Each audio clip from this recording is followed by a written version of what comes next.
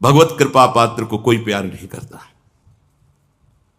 आपको लगेगा कि ऐसा कैसे, क्योंकि कृपा उसको कहीं फंसने नहीं देती, हर जगह से हटाकर और प्रभु के सन्मुख कर देती है। हमारा दुर्भाग्य है जो हमें लगता है कि हमें कोई प्यार करता है, प्रभु के सिवा कोई हमें प्यार करता है। अगर ऐसा लगता है तो हमारा दुर्भाग्य है। अगर कोई कर रहा है तो मेरे प्रभु ही इस रूप में कर रहे हैं, ये बात तो समझ में आती है। प्रभु से विमुख होकर कोई हमें प्यार कर रहा है, ये तो बहुत बड़ा माया का फसाव हो गया, भ्रम हो गया। पर कृपा पात्र को यह भ्रम भी नहीं होने दिया जाता, दिखाई देता है इस जगत। सच्ची मानिए, हृदय की ऐसी स्थिति होती है, नहीं होता कहीं कोई ठौर ठिकाना हो, चाहे भी तो नहीं होता। उसका तो स्वभाव जन्म जन्मांतर से पड़ा रहा है ना, ममता आसक्ति करना। कोई एक बार प्रेम से बोल दे तो उसका मन कहने लगता है ये मेरा है, ये मुझे चाहता है, ये मुझे मेरा अपना है। प्रभु से विमुख करने वाली जो अपनापन की वृत्ति है, प्रभु की कृपा पात्रों के हृदय में वो उदय ही नहीं होने दी जाती। तब ये भरोसा जागृत होता है कि अब क्या गति क्या दुर्गति, में किसी लायक ही नहीं हूं कि मैं कोई दावा पेश करूं प्रभु से, मैं बड़ा व्रत नियम, मैं बड़ा जपी तपी, प्रभु आप मेरा कल्याण कर दे या मुझे परम पद। वो हृदय में देखता है किसी तो बस अब उठा भरोसा, अब तो बस लाडली जू श्यामा जू आप करुणा समुद्र आप देख लीजिए। बस हृदय से जो शरणागति प्रकट होती है, सब ज्ञान सब दिव्यताएं इसी से प्रकट हो जाती है। बहुत ही आसक्ति शरीर में सूक्ष्म होती है, कहने की बात अलग होती है, मैं शरीर नहीं हूं। शरीर से परम पद प्राप्त करने की भावना भी बड़ी सुदृढ़ होती है।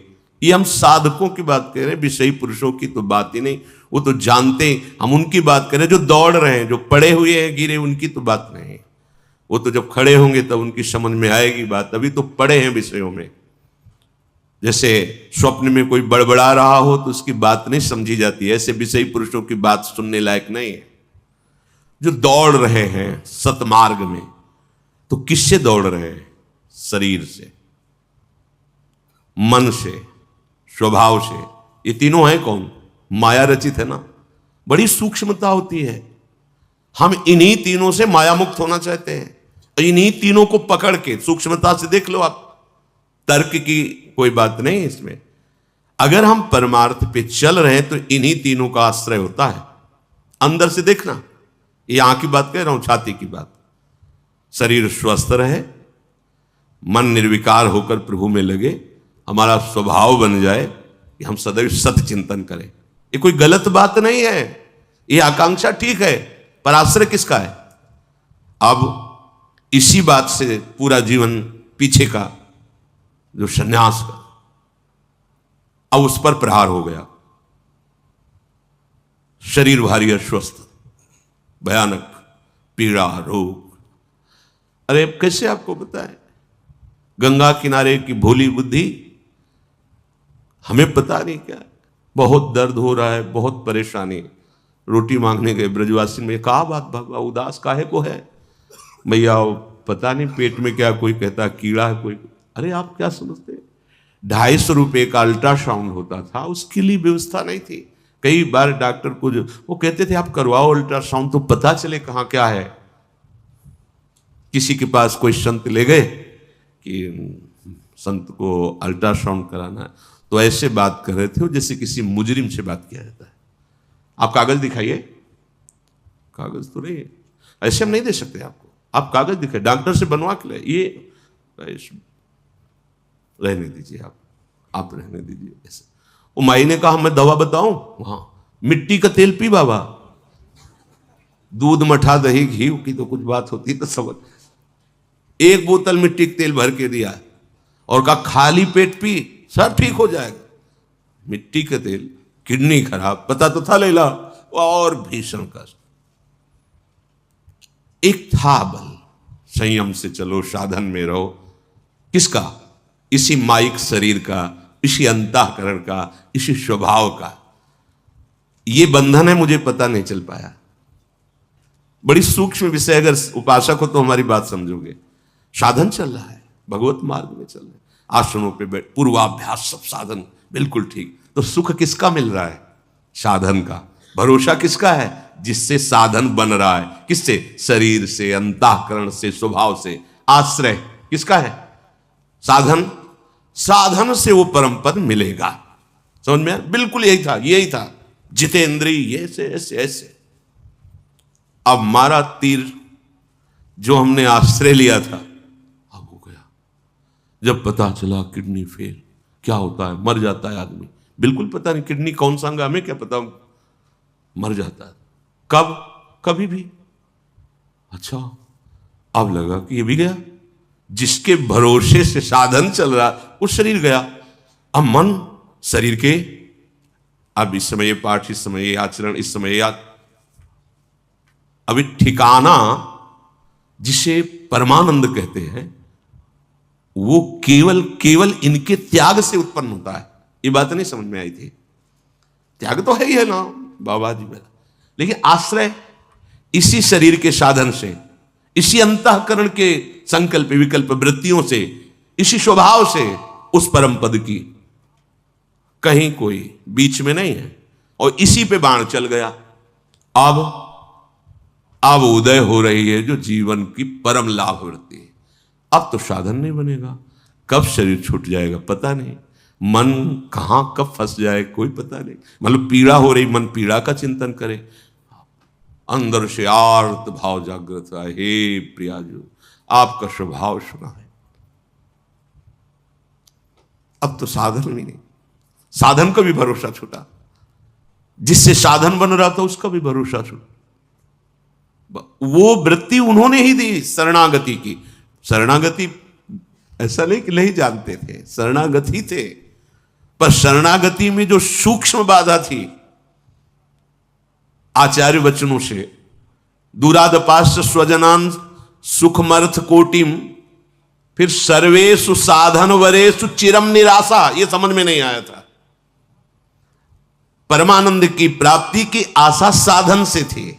सर्वेषु साधन वरेषु चिरम निराशा, ये नहीं, ये कैसे? साधन से निराश हो गए तो फिर हमारा परमार्थ क्या? ये बड़ी ऊंची बात है। सर्वेषु साधन वरेषु चिरम निराशा।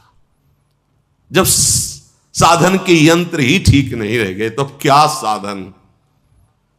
लगा कि धाम का आश्रय, धाम का जो शरणागति, अभी कोई रंग नहीं चढ़ा, एकदम हृदय में आर्त भाव, ओ बस राधा राधा। अब तो वो वृत्ति देने वाली छूट गया आश्रय। किसका? साधन और साधन के यंत्रों का। अब एक केवल भरोसा रहा साध्य का, एक भरोसा रहा साध्य का। बस आप और आपकी कृपा। अब निकलने लगे वचन कि मेरे साधन भी प्रियाजू, मेरे साध्य भी प्रियाजू। ये हम कभी नहीं सोच पाते, कभी नहीं समझ पाते, कभी नहीं हो पाता। ये कभी नहीं हो पाता। ये उन्हीं के विधान से हुआ, क्योंकि स्वभाव अपना, साधन अपना। तो ये जो आचार्य चरण बोले सर्वेषु साधन वरेषु चिरम निराशा, ये बात कभी नहीं आती। ये उनकी कृपा से जब ये बात आई तो फिर बात की बात प्रकाशित हो गई, उन्हीं की कृपा। बस अब नरक स्वर्ग अपवर्ग आस नहीं त्रास, न जीने की आस, न मरने की आस, न गति न दुर्गति, कोई प्रश्न नहीं, कोई समाधान चाहने की इच्छा नहीं, हो गया। इसे कहते हैं आश्रय। ये जो चर्चा की ना, ये छाती की चर्चा इसीलिए हृदय की कि आप प्रमाण सहित समझ जाएंगे। अगर इसे सत्संग में आप हृदय से समझ जाओ तो प्रतिकूलता की जरूरत नहीं। पर क्या होता है कि सुन के समझना थोड़ा मुश्किल पड़ता है और परिस्थिति समझा देती है। अब बस एक ही भरोसा बचा कि हे हरि जैसे तैसो मैं तेरो। बस अब देख लो, बोले इसीलिए तो ये सब किया था कि तुम केवल मेरे हो जाओ। ये बात हमसे नहीं बनी, सच्ची कर, मतलब अब शब्द नहीं है। साधन साधन, बस सारी दृष्टि साधन पर, सारी दृष्टि साधन पर। साधन से साध्य मिलता है, सिद्धांत है। ये बात समझ में नहीं आई थी कि साध्य ही साधन रूप से अवतरित होता है। साध्य ही दिव्य साधन रूप से, वो साधन पढ़ने लिखने से नहीं आता, वो उनकी शरणागति से उदय होता है। हम समझ रहे हम शरणागत तो बहुत समय से हैं, पर शरीर के शरण में थे, अंतःकरण के शरण में थे, स्वभाव के शरण में थे, जो माया रचित हैं। तभी तो ना भाई शरीर स्वस्थ रहेगा, धर्म बनेगा, साधना बनेगी। शरीर गया, क्या रह गया? अगर शरीर अस्वस्थ है तो हम भगवत प्राप्ति की योग्य नहीं है क्या? हमारा मन हमारा साथ नहीं दे रहा, तुम भगवत प्राप्ति की योग्य नहीं है? हमारा स्वभाव, हम भगवत प्राप्ति के योग्य नहीं, बने रहो, तुम अस्वस्थ बने रहो। मन तुम्हें जो मनावे सो कर, स्वभाव तेरा जैसा हो, चिंता मत कर, आश्रय ले ले, भरोसा ले ले। ये बात जो कह रहे सापराधेश, भले कैसी भी वृत्ति हो, कैसी भी स्थिति हो, आश्रय, पर वो तभी होता है जब सब दरवाजे में ठोकर मार दी जाती है। चल किसी काम का नहीं, तो कोई प्यार नहीं करता।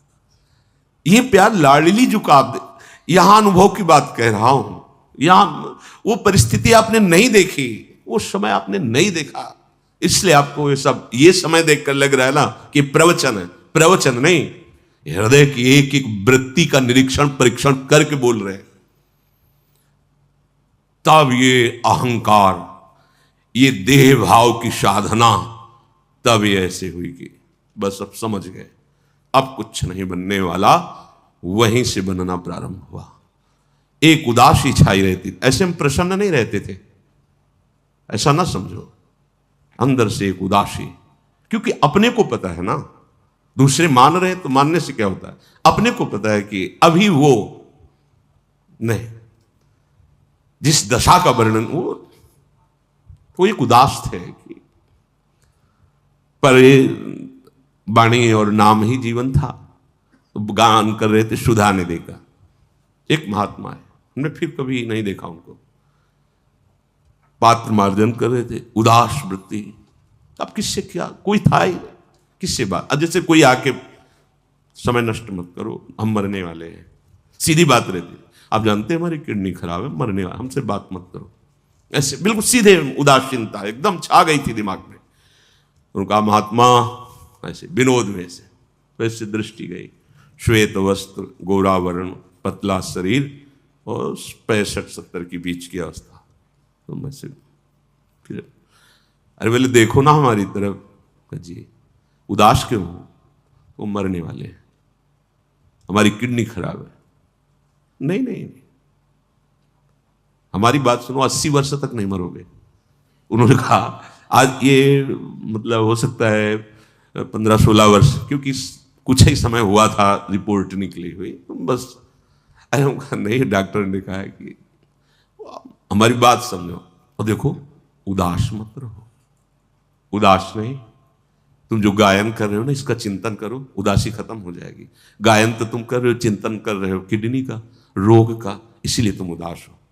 उदासी नहीं, बस इतना कह के चले गए। वो दिमाग में जैसे कोई भूतावेश हो जाए ना, ऐसे छा गया, तुम चिंतन किसका कर रहे हो और गा किसको रहे हो? अरे चिंतन और गाने में तो बड़ा अंतर है। गा तो रहे हो स्वामिनी जी को, चिंतन कर रहे हो शरीर और रोग का। हमारी बस नहीं थी कि हम छोड़ दें। प्रभु ही गुरुदेव रूप में, संत रूप में आकर निहाल करते हैं। श्रीपाद कह रहे हैं, वृंदावनस्य महिमा नाहि मादृश गोचरः।